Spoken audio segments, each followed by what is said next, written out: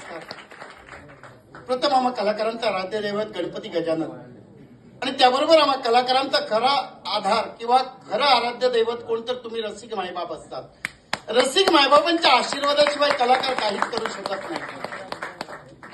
आज तुम्ही म्हणालात की मी मोठा कलाकार, पण मी तुम्हाला खरं सांगतोय मी मोठा कलाकार नाहीये, कारण कलाकार कधीच पूर्ण होत नाही। कलाकार हा कायमपर्यंत शिकत राहिला पाहिजे।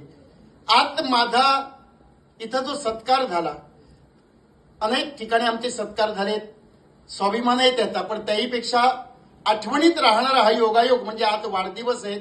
आणि दुसरी गोष्ट हे पवित्र क्षेत्र आणि अशा या दत्तगुरूच्या पवित्र क्षेत्रात जो माझा सत्कार आहे, तुम्ही ते आशीर्वाद दिलात, हे आशीर्वाद सदैव आमच्या मागे राहावे एवढी विनंती करतोय। आणि त्याचबरोबर आणखी दुसरं भाग्य म्हणजे सत्कार करणाऱ्या ज्या या मुली आहेत त्या कलावंत आहेत।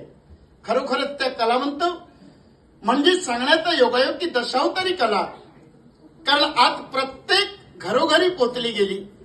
दशावताराचा ध्यास एवढा लहान मुलापर्यंत लागला, हे खरंच आम्हा दशावतारांचं भाग्य आहे। कारण कलाकार कुणीही कमी नाहीये आणि कलाकार एकटा कधी मोठा होत नसतो। कारण ज्यावेळी कलाकार जो मोठा होतो ते आमची संगीत साथ असू दे किंवा आमचे सहकलाकार सर्व ज्यावेळी एकत्र एकमेकाला साथ देतात त्यावेळीच कलाकार मोठा होतो।